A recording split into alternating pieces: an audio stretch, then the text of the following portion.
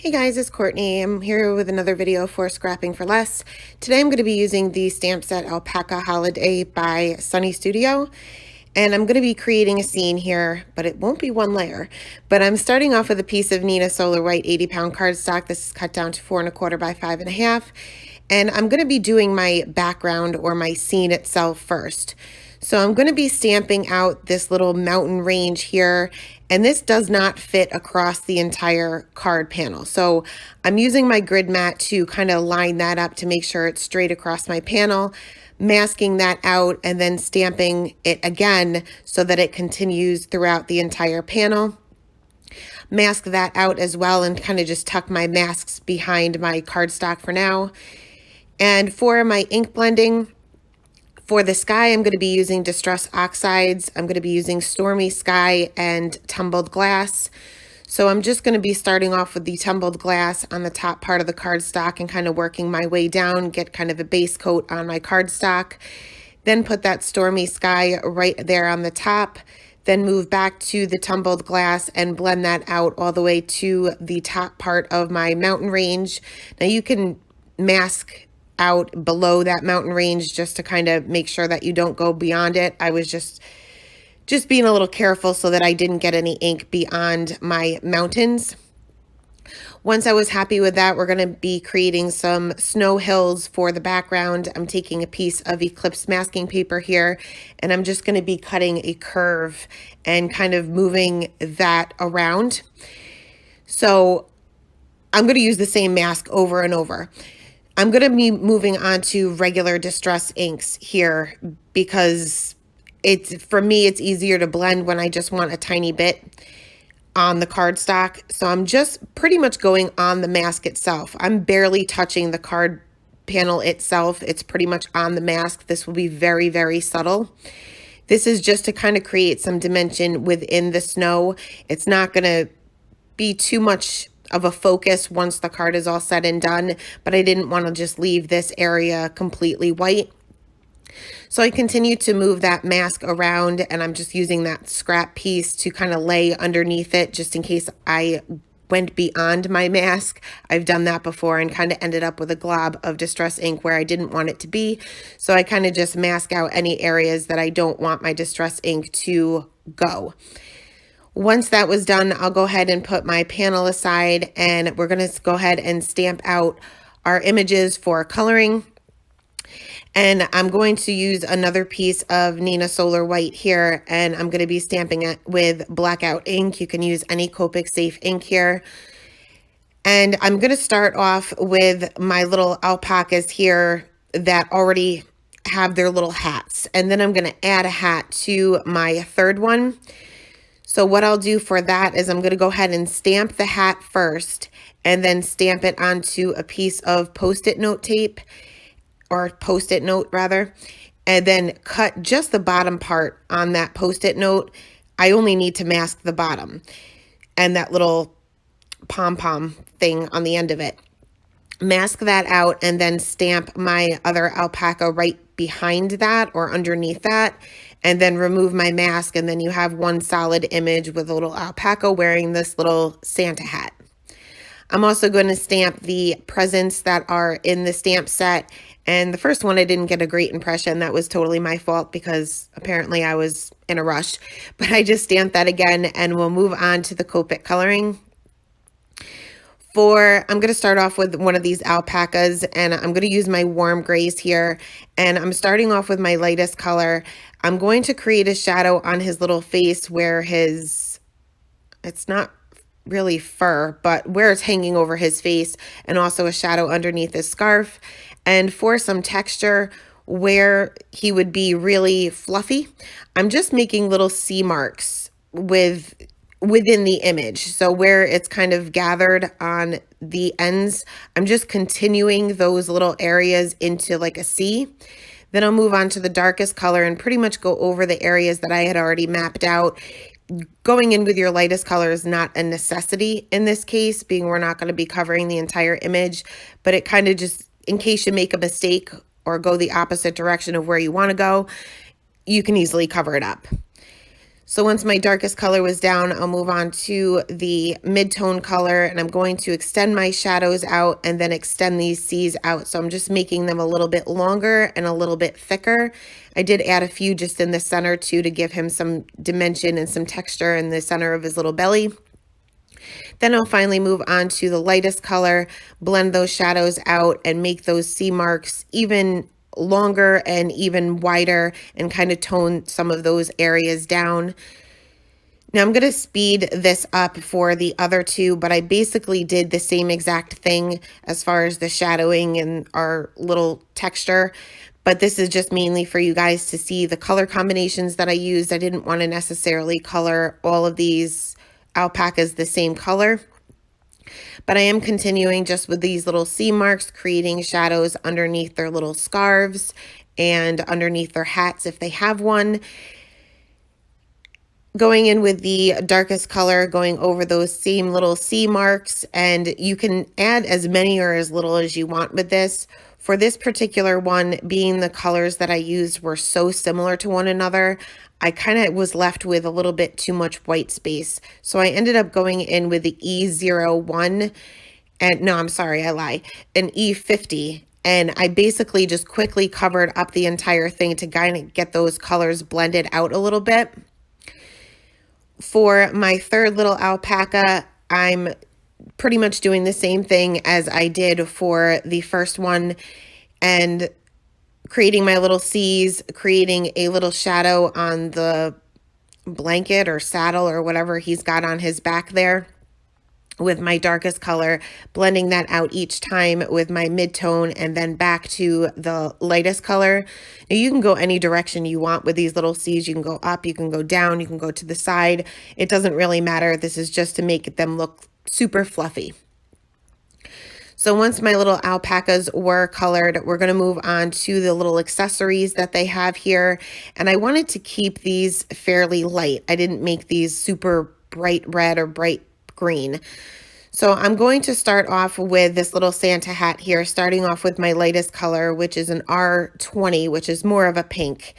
Laying out my darkest areas, which will be where the little base of the hat is. I did one little flick mark where it's kind of folded over. Go in with my darkest color, then my mid-tone, and then my lightest color. We're only doing 3 color blends on this entire card here. Next, I'll move on to this little scarf here, and this is a solid color, so I'm creating shadows where it's kind of folded over and laying on top of where it's wrapped around his neck, and also just one straight line on that part that is hanging down. I don't know what you call this. I'm like at a loss for words today. Blending that out with my mid-tone, then my lightest color. And for the little striped scarf on this first alpaca that we colored, I'm going to make this red and green stripes. Now you don't have to do any shading here. These are teeny tiny stripes, but I always do shading even when it's not necessary really. But I'm just adding a little bit of shading on the top and the bottom of the vertical stripes and on either side of the horizontal stripes, and using that same color combination that we used for the other reds. Now for the little presents, I'm going to color some of these green, some of them red, and some of them like a yellowish golden yellow. So for the shadowing on the present itself, the shadowing would be on either side just because we're making it simple and keeping a center light source, and also where the lid of the box or the top of the box hangs over the rest of it would also create a shadow. For the ribbons and the bows on these, I'm just going to be creating a little bit of shadowing where the bow is gathered up, and on the ribbon it would be underneath the bow and on the very base of the present itself. Next, we'll move on to the greens that we're using here, and I started off with the YG03, YG07, and YG17, but then I ended up switching the 07 for the 06 just to get a little bit more contrast. But we're going to start off with this little blanket or saddle that this one alpaca has here. And I'm just doing my shading on either side, like I said, keeping a center light source. Starting off with my lightest color, going to my darkest color, blending that out with my mid-tone, and then back to my lightest color. And this is where I realized I just wasn't getting enough contrast, so I switched out my 07 for my 06 for the remaining part of the card. We're going to do this one little hat.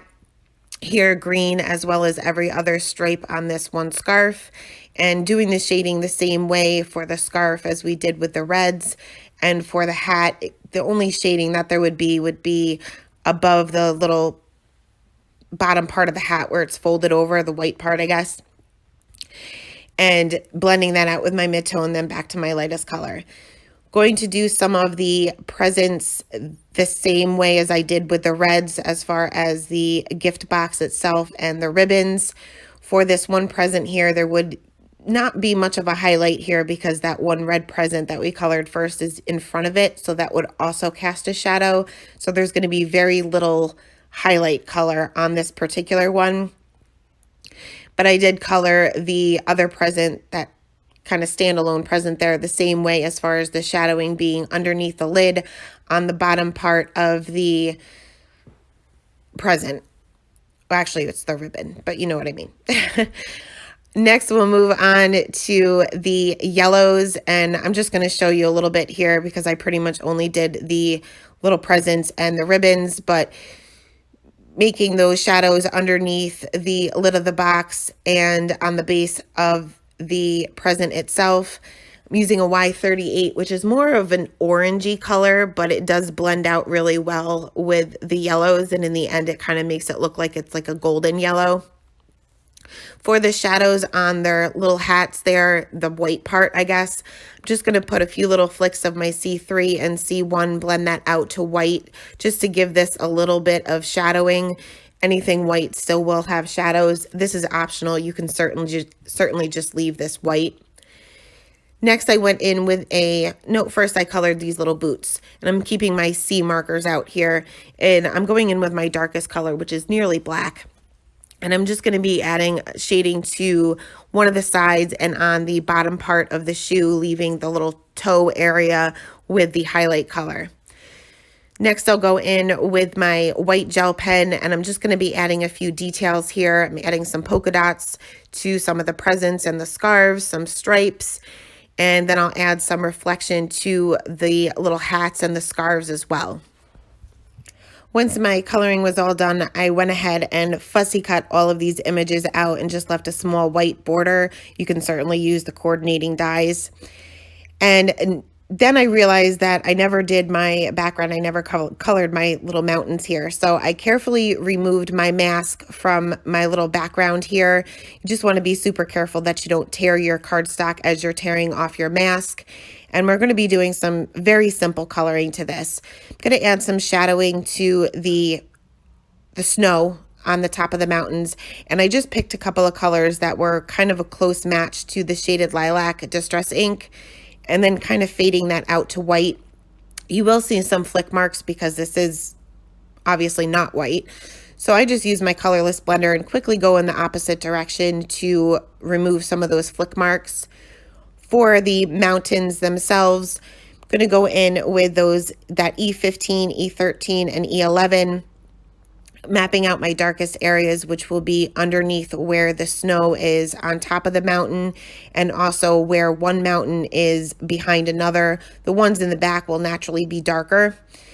Then going in with my darkest color, going over those same shadows that we had created where one mountain lies in front of another, and just do some flick lines underneath where the snow is on top of the mountains.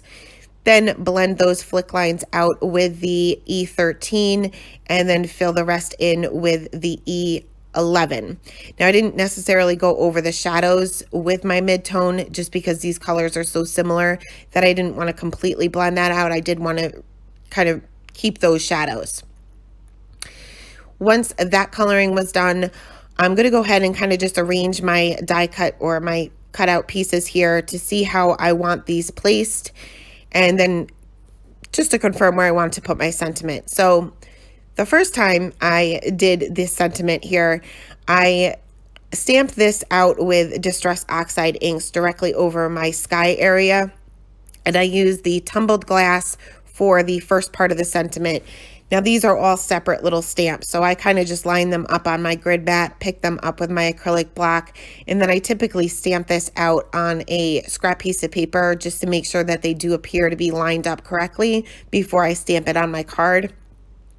I stamped this with the Stormy Sky, I believe, and to get kind of like a tone on tone, but it was too light. You could barely see it. And I know that it dries back a little bit as well. So once it dried, it was really going to be not too noticeable. I tried to stamp the second part of my sentiment with Salty Ocean Distress Oxide ink, thinking that maybe would brighten it up a little bit. And still, I was hating the sentiment. So I walked away from that for a little bit to kind of decide what I wanted to do with that. And while that is drying and while I'm thinking of what I'm going to do, I went ahead and arranged my little characters here on the bottom part of my card and popped all of these little pieces up with some Scotch foam tape. Then I ultimately decided to pop up my sentiment as well. So I'm just taking a piece of white cardstock here. I'm going to treat this with my anti-static tool. Luckily, I still had my stamps lined up on my acrylic block here. And I'm going to stamp this with my Stormy Sky Distress ink, both parts of the sentiment.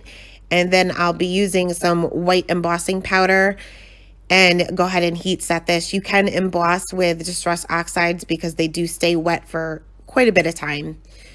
Once my sentiments were heat set, I'll cut these down into small little strips. And for the top part of my sentiment, I just left it as just a regular skinny little strip. And for the second part, the warm and cozy, I decided to fishtail this, make this little fishtail banner here.